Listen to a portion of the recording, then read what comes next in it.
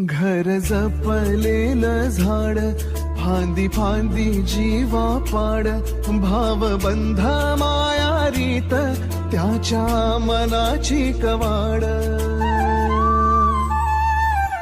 लेक माहेराचं सोन, लेक सौख्याचं औक्षण, लेक बासरीची धून, लेक अंगणी पैंजण, लेक चैतन्याचे रूप, लेक अल्लड चांदण, लेक रंगांचं शिंपण, लेक गंध हळवमान, लेक परक्याचे धन, बाबा तुटतो आतून आला गोठलेला क्षण.